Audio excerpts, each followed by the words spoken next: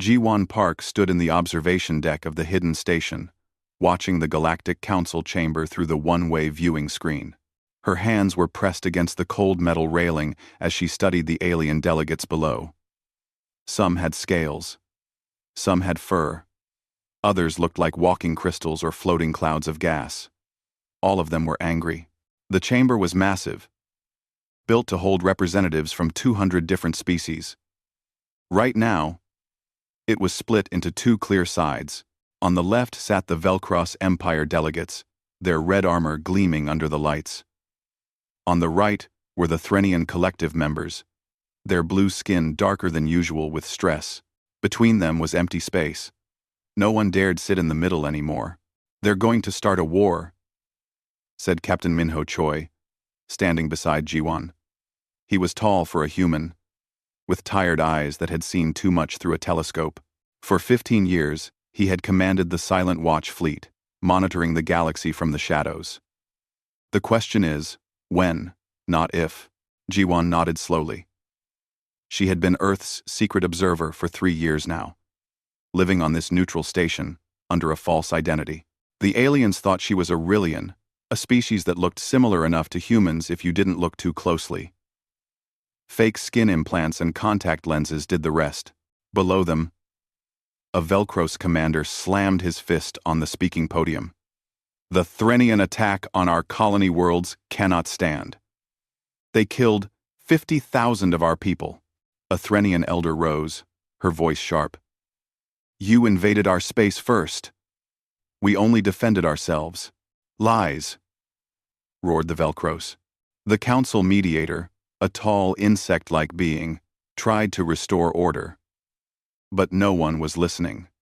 The accusations flew back and forth like weapons. Ji-won had heard it all before.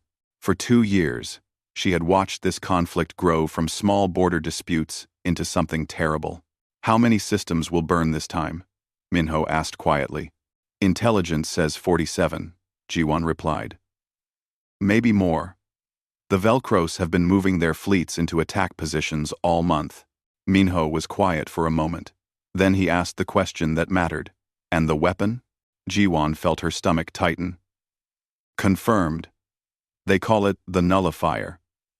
It doesn't destroy planets. It destroys everyone living on them. 30 billion Threnian civilians in the target zone. Damn them," Minho whispered. For 300 years, humanity had hidden from the galaxy. It had started in 2087, when Dr. Kim Eun-ji discovered the fold, drive, and humanity finally achieved faster than light travel. Earth had celebrated. They had dreamed of joining a great galactic civilization, of making friends among the stars. Then they had listened to the galaxy's radio signals. And they had learned the truth. The galaxy was not peaceful. It was violent, tribal, and cruel. Empires rose and fell through conquest. Weak species were enslaved or exterminated. War was constant. The strong took what they wanted, and no one stopped them. Earth's leaders had faced a choice: reveal themselves to this violent galaxy, or hide until they were ready. They chose to hide. Humanity had retreated to their own corner of space, far from the major trade routes. They had built their civilization in secret, on colony worlds that no one else had claimed. They had watched and learned, and they had prepared, because humans remembered their own history. They remembered the world wars, the nuclear scares, the times when they almost destroyed themselves. They knew what unchecked violence led to. They had barely survived their own mistakes. They would not rush into repeating them among the stars. But now, watching the council chamber descend into chaos, Ji-won wondered if hiding had been the right choice. "Did you send the report to Earth Command?" she asked. Minho nodded. "Yesterday. Fleet Admiral Hyunwoo should have it by now. And what do you think they'll say?" The captain looked at her with those tired eyes. "I think they'll say the same thing they've said for 300 years. Watch and wait. Don't reveal ourselves. Don't get involved. Even if billions die? Even then." But Minho sounded uncertain, and Ji-won thought she understood why. There was a difference between hiding to stay safe and hiding while atrocities happened. Humanity had built their isolation on the idea that they needed time to become better, wiser, and stronger. But what good was being better if you did nothing when evil flourished? Below them, the Velcros delegation stood and walked out of the chamber. The insult was clear. No more talking. No more peace efforts. The Threnian delegates sat frozen, understanding what this meant. War was coming. Jiwan's communication device buzzed. It was encrypted, using a frequency no alien species monitored. She looked at the message and felt her heart race. "Minho," she said quietly. "Earth Command is responding." The captain moved closer, reading over her shoulder. As he read, his expression changed from surprise to something like hope. The message was short. Authorization granted. Operation Daylight is approved. Humanity will hide no longer. Reveal yourselves. Stop the weapon. Save who can be saved. The fleet will arrive in 72 hours. Signed, Fleet Admiral Hyunwoo Jin. Minho read it twice, as if he couldn't believe the words. Then he straightened his uniform and turned to Ji-won with new purpose in his eyes. "Get ready," he said. "In 3 days, everything changes. What do we do until then? We make sure we know exactly where that weapon is. And we pray we're not too late." Ji-won looked back at the council chamber. The Threnian delegates were leaving now too, their heads low with defeat. They had no idea that help was coming. No one in the galaxy did. For 3 centuries, humanity had been a ghost story. A myth told by crazy explorers who claimed to have seen pale 2-legged beings in the deep dark of space. In 3 days, the myth would become real. Ji-won felt fear and excitement, war, inside her chest. She was 34 years old. She had been born on Mars colony, never seeing Earth except in videos. Her parents had been part of the Silent Watch, living their entire lives in secret.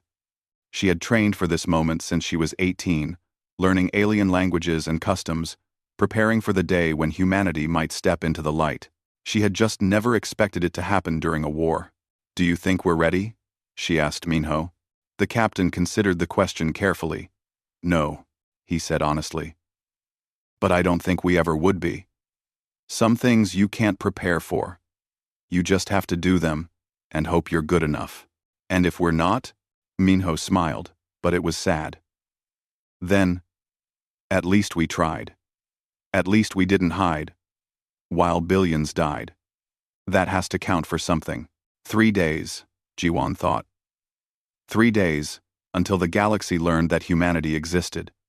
3 days until they proved whether they were heroes or just another species with big weapons and good intentions. She hoped they wouldn't fail. The galaxy was watching, even if they didn't know it yet. Haejin Lim watched the countdown timer on her tactical display. 30 seconds, until the fleet decloaked. Her fingers moved across the holographic controls, running final checks on the weapon systems. Everything showed green. The UN Indomitable was ready for battle. "All ships report ready status," said Lieutenant Junho Lee from the communications station. "The Silent Watch awaits your command, Captain." Captain Minho Choi sat in the command chair, his face calm despite what they were about to do. Around them, the bridge crew worked in focused silence. They had trained for this moment in simulations 1,000 times. But simulations couldn't capture the weight of knowing you were about to change galactic history. "Status on the Velcros fleet?" Minho asked. Haejin pulled up the tactical display. 12 capital ships, 47 cruisers, and 200 fighters. They're in formation, around the nullifier weapon platform. The weapon will be charged and ready to fire in 18 minutes. 18 minutes until 30 billion Threnian civilians died. Haejin felt the pressure of that number pressing down on her shoulders. She was 29 years old, the youngest tactical officer in the fleet. She had joined the Silent Watch because she believed humanity should help others. Now she would find out if her beliefs matched reality. "Distance to target?" Minho asked. 6,000 kilometers, Heijin answered. We'll decloak right on top of them. It was an aggressive position, almost insultingly close in space combat terms.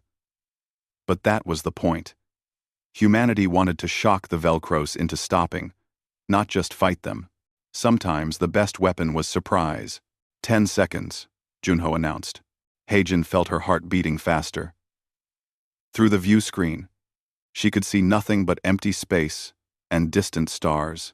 But she knew that 16 other human ships surrounded the Indomitable, all hidden by cloaking technology that the galaxy thought was impossible. In 10 seconds, they would all appear at once. 5 seconds. Commander Dae-hyun Song stood near the captain's chair, his hand resting on the communication console. He would be the first human voice the galaxy heard in 300 years. He had spent weeks writing and rewriting his speech.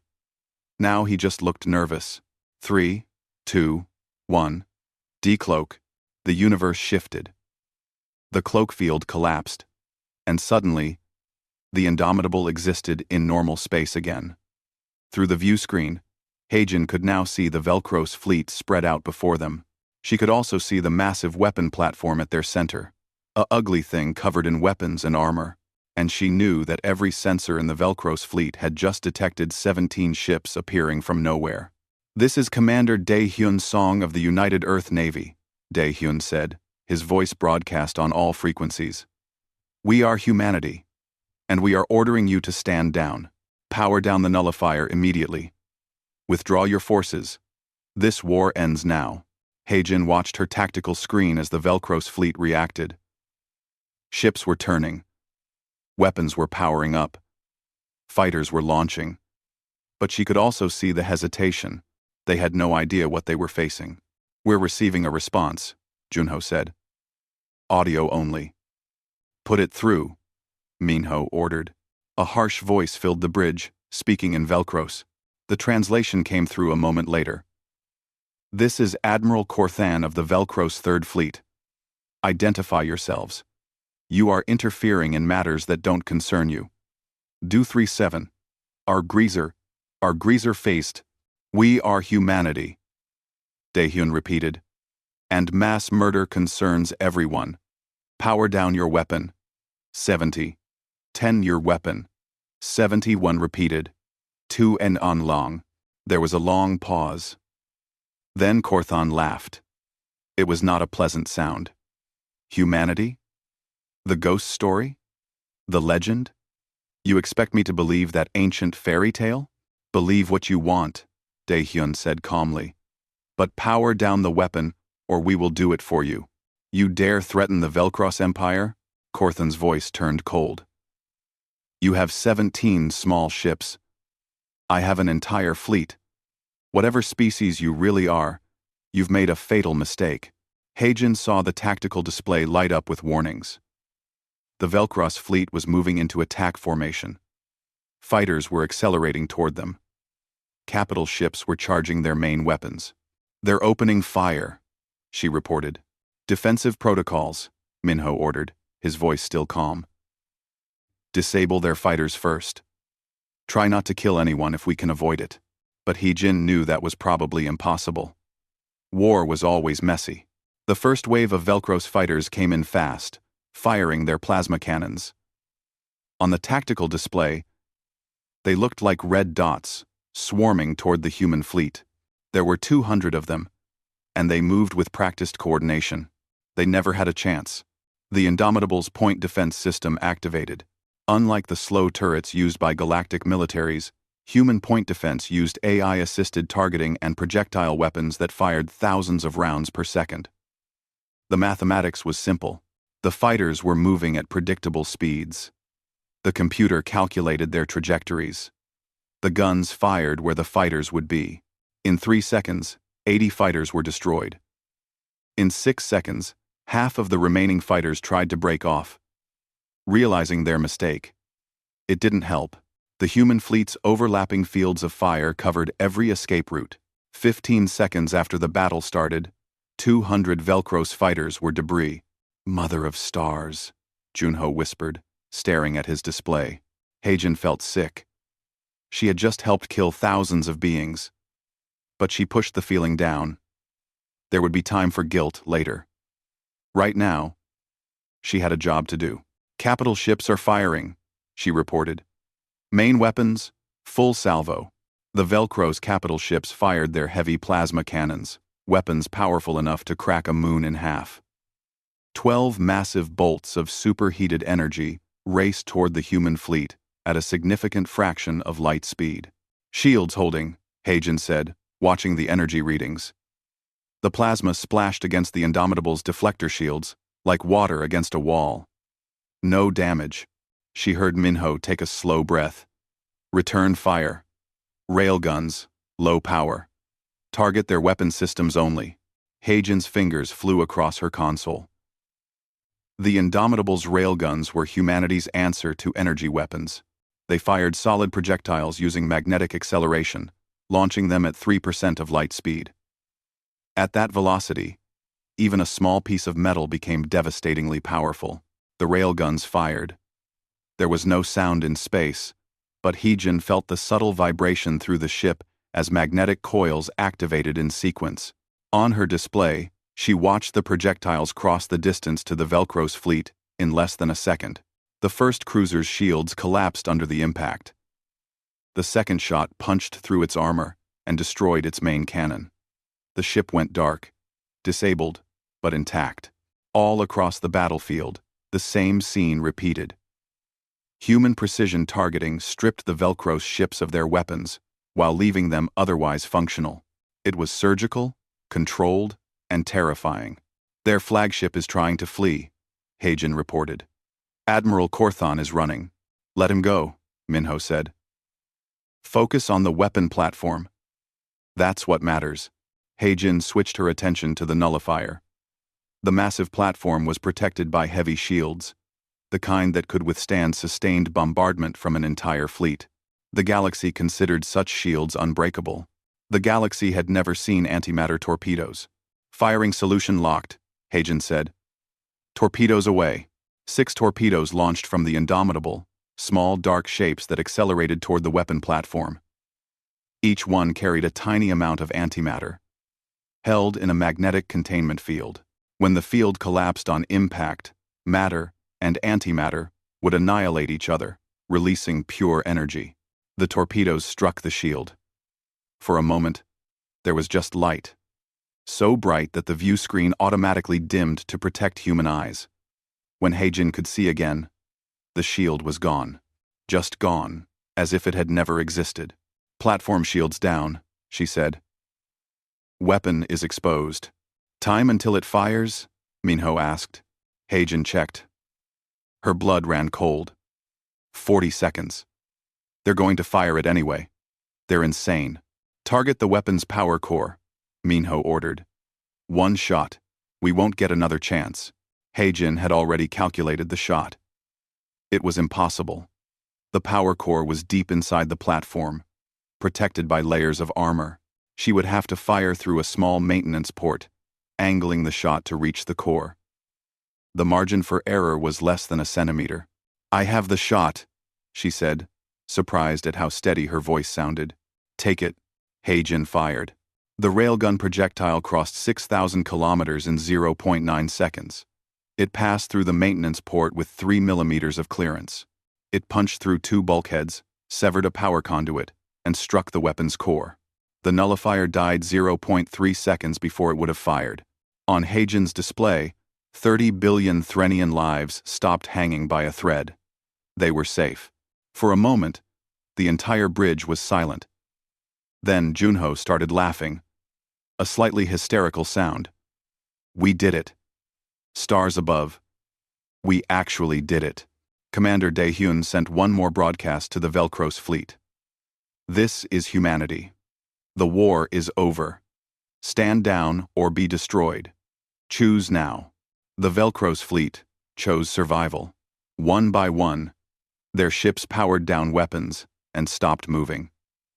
The battle had lasted 4 minutes, and the galaxy would never be the same. Taejun Im walked through the refugee camp on the border world of Helios 9, his camera drone following silently behind him.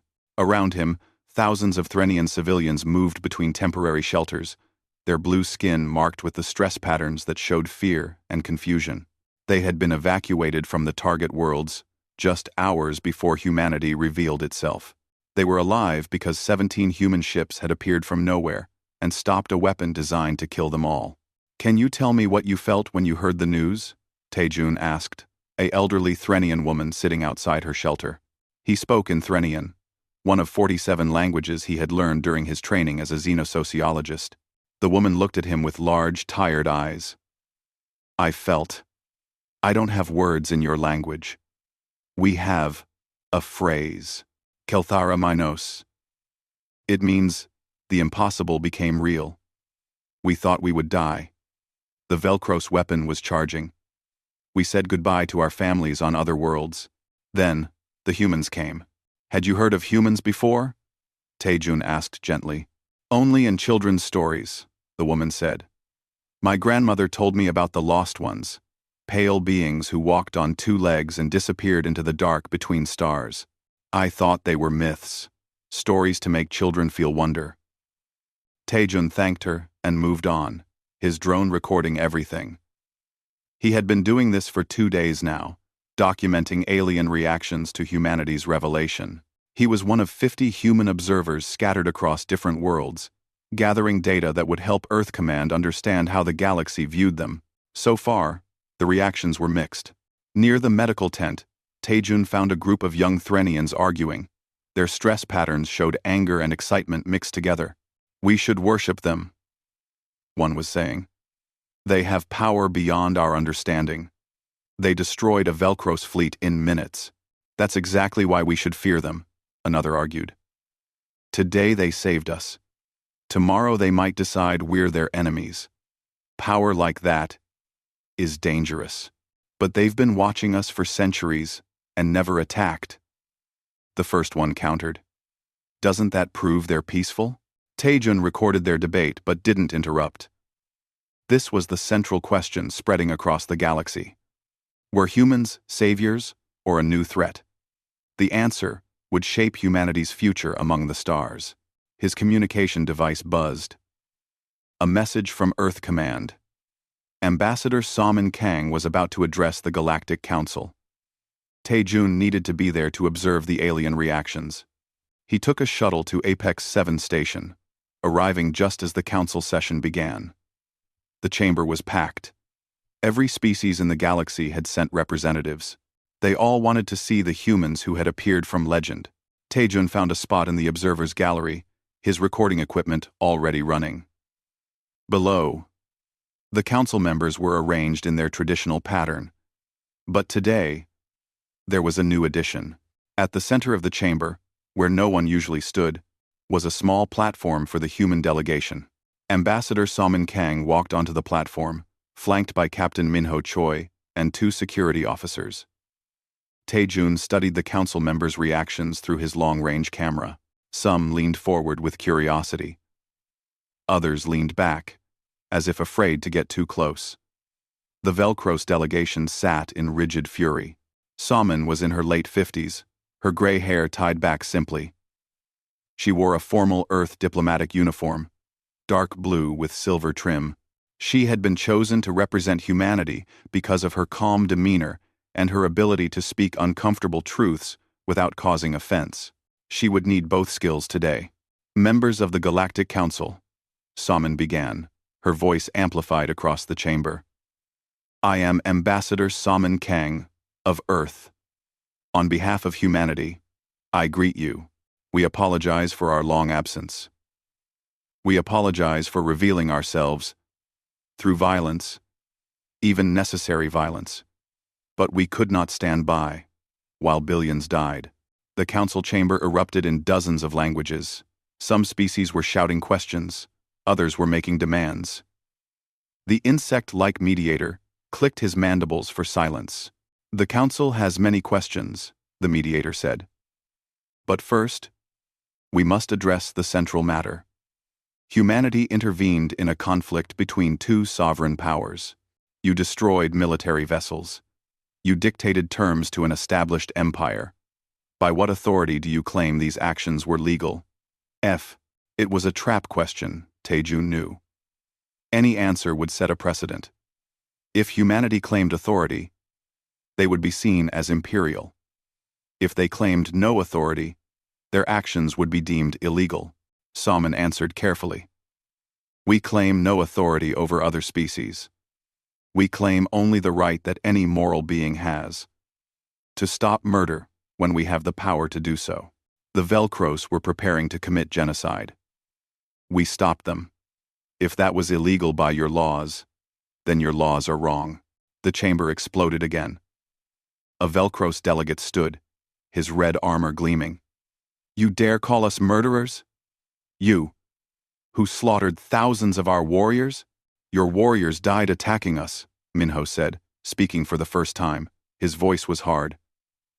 We gave you a chance to stand down. You chose to fight. We disabled your ships with minimal casualties whenever possible. If you had targeted civilians, we would have shown you what human anger truly looks like. Is that a threat? The Velcros demanded. It's a promise, Minho said quietly. Taejun watched the reactions spread across the chamber. Some species looked shocked at human bluntness. Others looked approving. The galaxy was used to diplomatic double talk. Humanity's directness was unexpected. A Threnian elder stood. Humanity saved 30 billion of our people.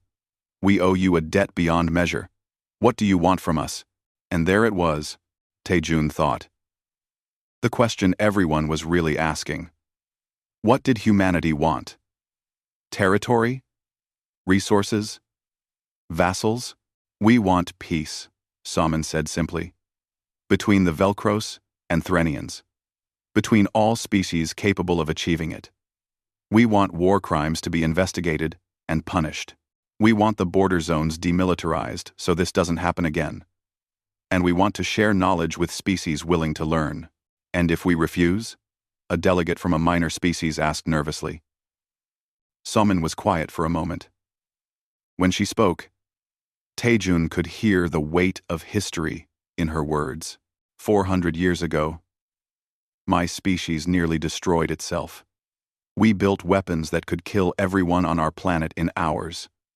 We came close to using them.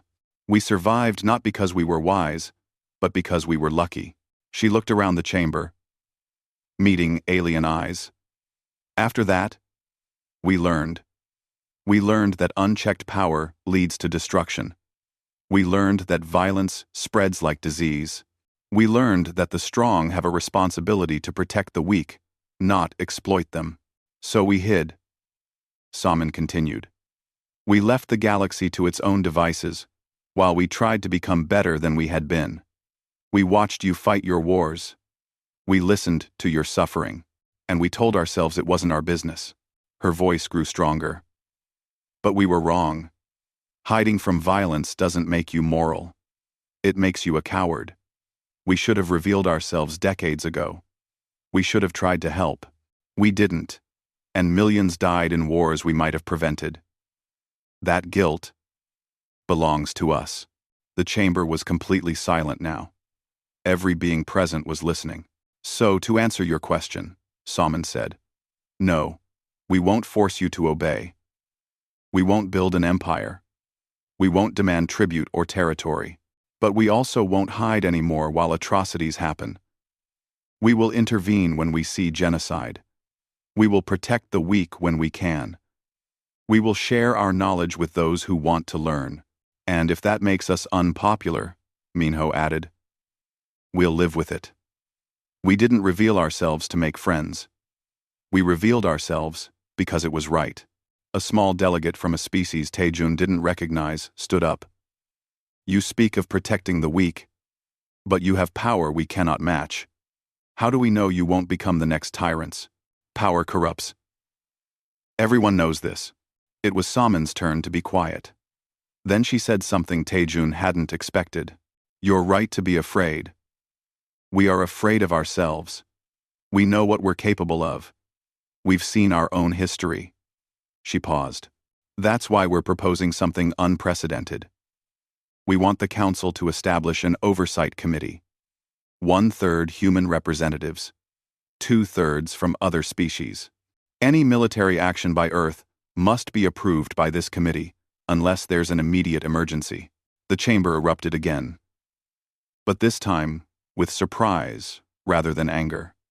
No powerful species had ever volunteered to limit their own power. We're not saints, Salmon said over the noise. We're just people trying to do better than we did before. We'll make mistakes. When we do, we want you to call us on them. Hold us accountable. Help us be the species we're trying to become. Taejun recorded it all, knowing he was witnessing a moment that would be studied for centuries. Humanity wasn't demanding to lead the galaxy. They were asking for partners to keep them honest. The council session continued for hours, with debate and discussion, and 100 questions. But Taejun could see the shift happening. Fear was giving way to cautious hope. Suspicion was becoming curious interest. The galaxy was deciding whether to trust humanity. Later, after the session ended, Taejun stood in the observation deck, looking out at the stars. Jiwon found him there. Did we do the right thing? She asked quietly. Coming out of hiding? Taejun thought about the Threnian grandmother who had said goodbye to her family, certain she would die. He thought about the 30 billion people who were alive because humanity had acted. Yes, he said. We did the right thing. Now we just have to keep doing it. There's. Gunwoo Nam pressed himself against the frozen metal wall, his breath forming tiny crystals in the sub-zero air. Through his helmet's display, he could see the heat signatures of 6 guards patrolling the corridor ahead. Behind him, the other 4 members of Shadow Corps waited in perfect silence. They were deep inside a base on Xeris 9, a frozen moon that officially didn't exist on any star charts. But intelligence had confirmed that the Crimson Talon, a Velcros terrorist group, was operating from here. They had been behind the recent attacks on human-protected worlds. 17 bombings so far, killing hundreds of civilians from a dozen different species. The message was clear. The Crimson Talon wanted to drag humanity into a prolonged war, hoping Earth would overreact and lose the trust they had been building with other species. Gunwoo wouldn't give them that satisfaction. Team 2. Report, he whispered into his communicator. The words were encrypted using quantum keys that changed every millisecond. Even if someone intercepted the signal, they would hear only static. In position, came the reply from Corporal Minji Han, leading the 2nd Squad on the other side of the base. Air vents secured. We can cut life support on your mark. Negative, Gunwoo said. Too many civilian workers. We do this clean. Surgical. No unnecessary casualties. It was harder that way. Much harder. But that was the point. Humanity had revealed themselves as the species that tried to do things right, even when it was difficult. They couldn't abandon that principle, just because the mission would be easier. Guards moving, whispered Private Sunho Park from behind Gunwoo. Pattern Delta. Gunwoo watched the thermal signatures shift. The guards were changing shifts, which meant a brief moment of confusion. Time to move. Execute, he said quietly. Shadow Corps flowed into motion like water. Gunwoo's team moved down the corridor in practiced silence, their boots magnetized to eliminate sound. They reached the corner just as the guards were distracted by their replacement shift arriving. 3 shots from Gunwoo's stunner. 3 guards fell unconscious before they could raise an alarm. The other 3 guards turned, reaching for weapons, but Sergeant Bora Choi was faster. Her stunner dropped 2 of them. Private Sunho took the last one. 6 seconds. 0 casualties. 0 alarms. They dragged the unconscious guards into a storage room and secured them. Then they moved deeper into the base, following the map that intelligence had provided. Their target was the central computer core. They needed data, evidence that the Crimson Talon was being funded and directed by someone bigger, because Gunwoo's commanding officers suspected a conspiracy. The Crimson Talon was too well equipped, too well informed. Someone was backing them. Someone with resources. The corridor opened into a large chamber. Gunwoo held up his fist, signaling his team to stop. Something was wrong. The chamber should have been empty. Instead, he saw movement on his thermal scanner. "It's a trap," Bora whispered. The lights came on. Gunwoo blinked against the sudden brightness, his hand already reaching for his weapon. But he froze when he saw what surrounded them. 30 armed soldiers in armor he didn't recognize. Not Velcros design. Something older, more sophisticated. And at the center of the group stood a being that made Gunwoo's blood run cold. It was tall, maybe 3 meters, with skin that shimmered like oil and eyes that glowed with inner light. It wore robes marked with symbols that Gunwoo recognized from intelligence briefings. The Arcanate, an elder species that had been part of the galactic community for over 10,000 years. They were supposedly neutral, above the politics of younger species. "Human," the Arcanate said, its voice like stones grinding together. "You are far from home, and you are about to make a critical mistake." Gunwoo kept his weapon lowered but ready. "We're here for the Crimson Talon terrorists." "That's not your business." "Ah," the Arcanate said. "You see, the Crimson Talon works for me, as do several other groups you've been tracking. I'm afraid I cannot allow you to leave with the evidence you seek." Finally, Gunwoo thought. Confirmation. But it was bad confirmation. The Arcanate were powerful, ancient, and connected throughout the galaxy. If they were behind the attacks, this was much bigger than terrorism. "Why?" Gunwoo asked, buying time while his team spread out subtly into defensive positions. "Why back terrorists? What do you gain?"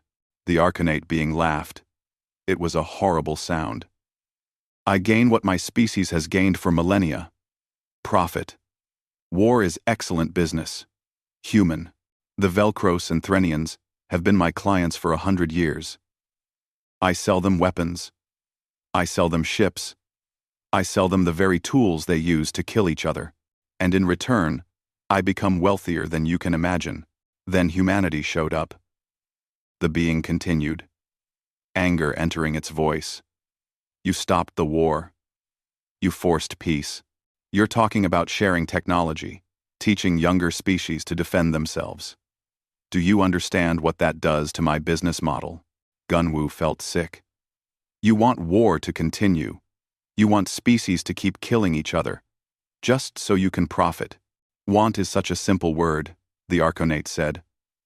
"I ensure it continues. I manipulate. I provoke. I arm both sides and whisper in their leaders' ears. The galaxy has been my garden, and I have cultivated violence like a crop." It smiled, showing too many teeth. "Then you humans arrived, thinking you could change everything with your ideals and your speeches. So I decided to remove you from the equation." Gunwoo's mind raced. "The Crimson Talon attacks. You wanted us to overreact, to reveal ourselves as hypocrites, to lose the trust of other species. Very good," the Arcanate said. "If you had responded with overwhelming force, if you had bombed Velcros worlds in retaliation, other species would have seen the truth. You're no different from the rest of us. Just another violent species pretending to be noble." "But we didn't overreact," Gunwoo said. "No," the being admitted. "You sent special forces. You hunted terrorists quietly.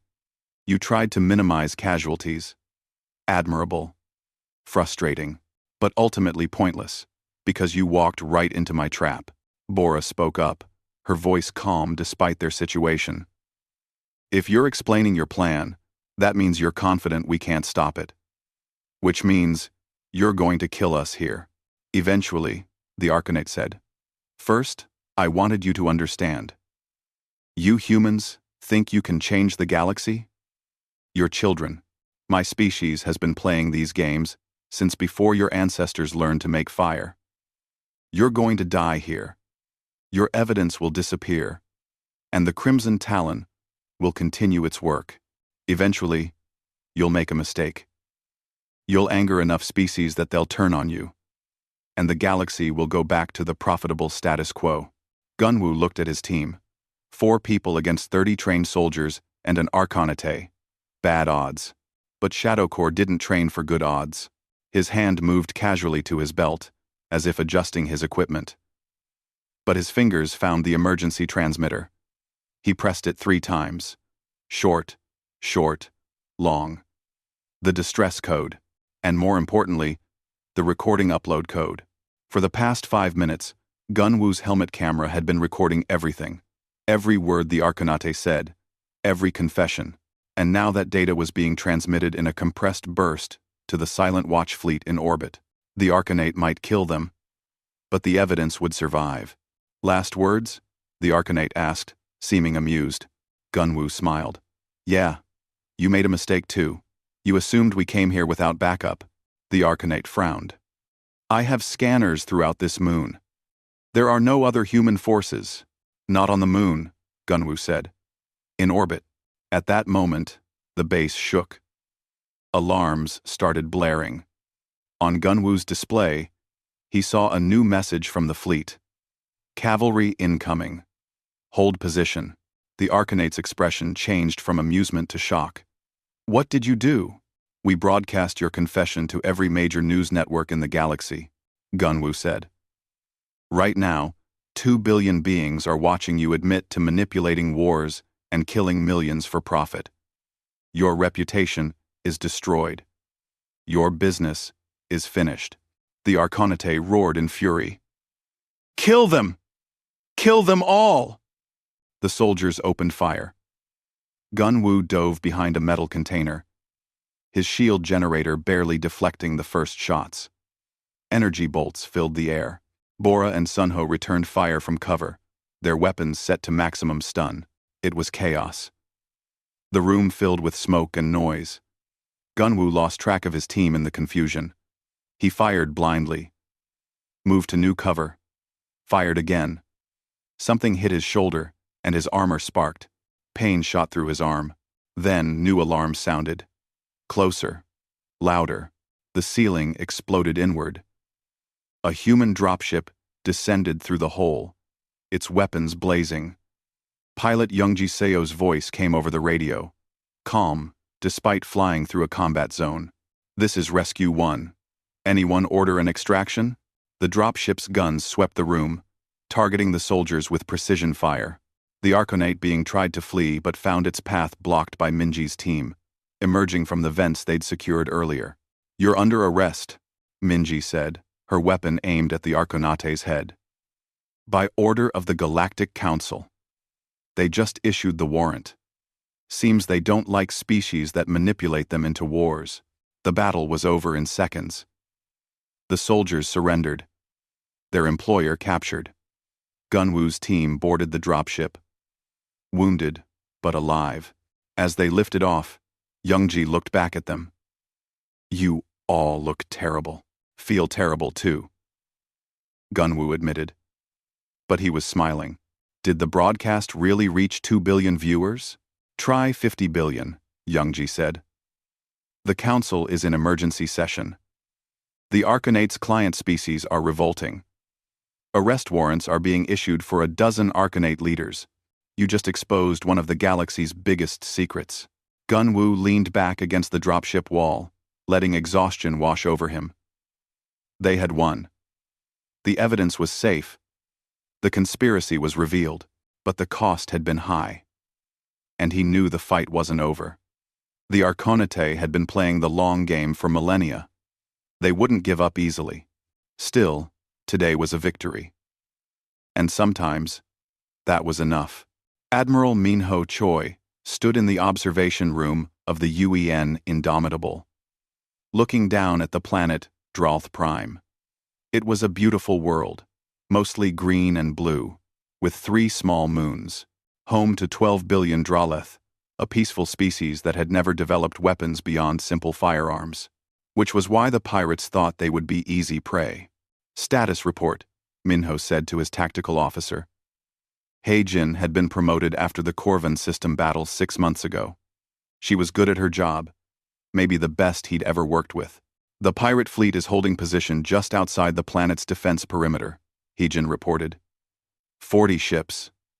They're waiting for the Draleth government to respond to their demands. Which are? Standard pirate terms, tribute payments, trade monopolies, and political concessions. Basically, they want to become the planet's unofficial rulers. Minho felt the familiar anger rise in his chest. This was the third such incident this month. With the Arcanate's war profiteering exposed, dozens of smaller criminal organizations were trying to fill the power vacuum. They thought the galaxy's chaos was their opportunity. They were about to learn differently. How long until the Drellith defense fleet can respond? Minho asked. Heijin checked her display. They don't have one. They're completely pacifist. No military at all. They're asking us to intervene. There was the problem. In 6 months, humanity had become the galaxy's unofficial police force. Every time there was a crisis, species called Earth for help. The Velcros Threnian peacekeeping, the Arcanate investigation, border disputes, pirate raids, humanitarian disasters. Earth's fleet was stretched impossibly thin. They had 17 ships trying to cover 200 star systems. Minho's crew was exhausted. They hadn't seen home in 4 months, and some humans were starting to question whether this was sustainable. Admiral, Heijin said carefully, we could handle this in 10 minutes. Fire a warning shot, disable their lead ship. They'll flee like they always do. I know, Minho said. But he didn't give the order. Instead, he opened a communication channel to Earth Command. Indomitable to Admiral Hyunwoo. We have another situation. We? Fleet Admiral Hyunwoo Jin appeared on the view screen, looking as tired as Minho felt. Behind him, Minho could see the Earth Command Center on Luna Station. Another one? That's the third this week. The Drellith need help, Minho said. Pirates threatening their homeworld. Standard protection racket. Can you handle it? Yes.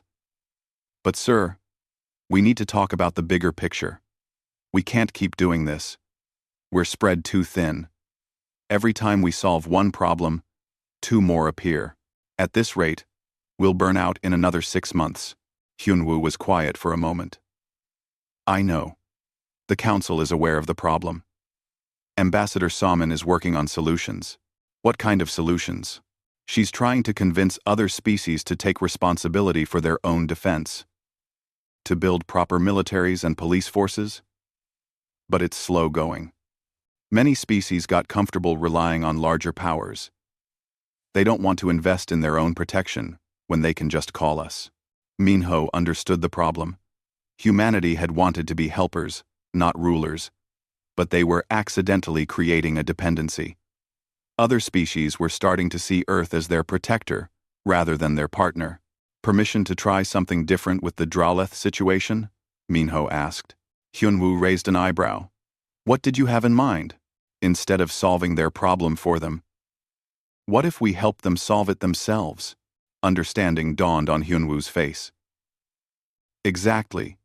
We can't be everywhere at once, but we can teach others to stand up for themselves. The Council might not like it, Hyunwoo warned.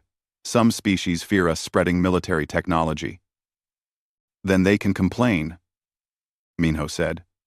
But I'm not watching another peaceful species get conquered because we're too afraid of what others think. Sir, we revealed ourselves to help people. Let's actually help them, not just fight their battles for them. Hyunwoo smiled, the first genuine smile Minho had seen from him in weeks. Permission granted. Admiral, show the Drellith how to protect themselves. Set the precedent. If it works, we'll expand the program. Minho closed the channel and turned to Heijin. Change of plans. Open a channel to the Drellith government. Tell them we have a proposal. 2 hours later, Minho stood in a conference room with the Drellith Prime Minister, a nervous being with orange fur and large eyes. Several military advisors sat at the table, looking uncomfortable. The Drellith had no military tradition. Violence was foreign to their culture. Let me be clear, Minho said. We're not going to fight the pirates for you. Not this time. The Prime Minister's fur rippled with distress. But you've helped everyone else. Why not us? Because helping you would be the wrong kind of help. Minho explained. If we drive off the pirates today, they'll just come back tomorrow. Or someone else will. You'll spend the rest of your existence calling for rescue. Is that how you want to live? No, the Prime Minister admitted. But we're peaceful people. We don't know how to fight. Then learn, Minho said, but his tone was gentle. We'll teach you. Not how to be conquerors or warriors. How to be defenders. How to protect your homes and families. How to make aggressors think twice before threatening you. One of the military advisors spoke up. What exactly are you offering? Heijin activated a holographic display.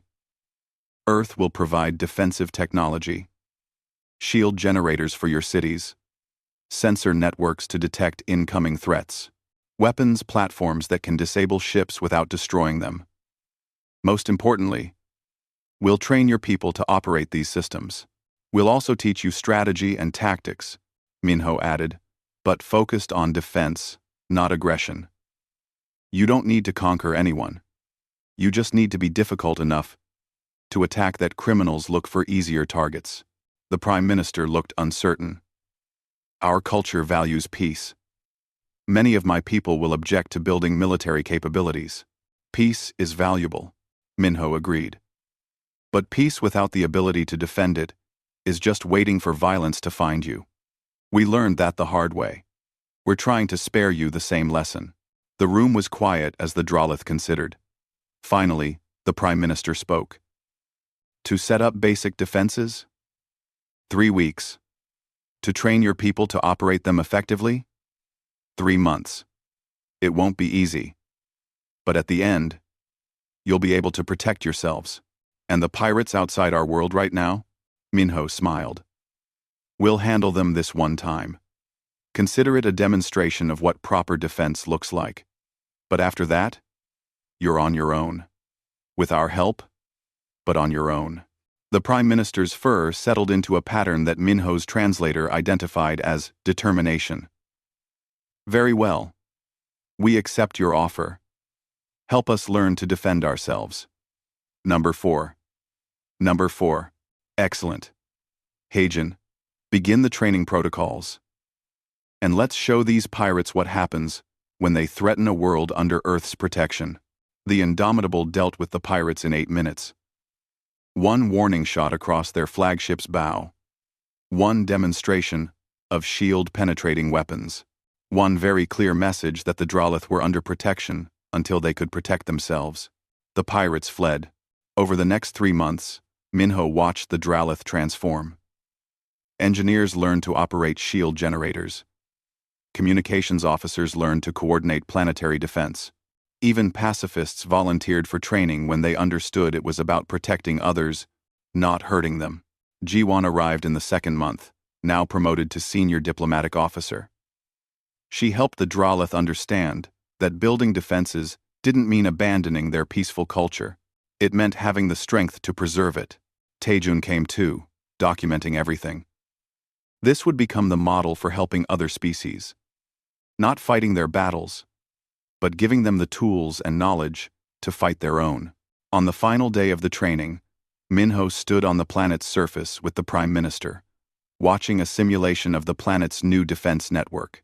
On the screens, mock invaders were detected, tracked, and disabled efficiently. You did this yourselves, Minho told the Prime Minister. We provided tools and knowledge. But the courage to change, the willingness to learn, that came from your people. Will it be enough? The Prime Minister asked. If real enemies come? Nothing is ever enough to guarantee safety, Minho said honestly. But you're no longer helpless. You can defend your homes. And if you face a threat you can't handle alone, you can call for help.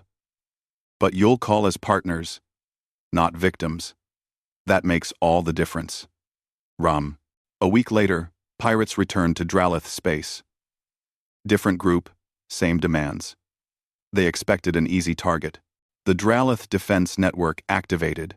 Shields protected the cities. Weapons platforms disabled 3 pirate ships in the opening exchange. The rest fled, broadcasting warnings that Drolith Prime was no longer defenseless. Minho watched from orbit, proud. Heijin stood beside him, monitoring the battle. "They did it," she said, smiling. "Without our help. That's the goal," Minho agreed. "Not to make them dependent on us, but to make them strong enough to stand on their own." His communication panel lit up. Ambassador Salmon was calling. "Admiral, the Council just approved your training program. 8 species have requested similar assistance. You just changed humanity's role in the galaxy." Minho felt the weight of that. "We're not saviors anymore. We're teachers." "Low. Better," Salmon said. "Teachers empower. Saviors create dependence. You showed us the path forward." That night, Minho stood in the observation deck, looking at Earth in the distance.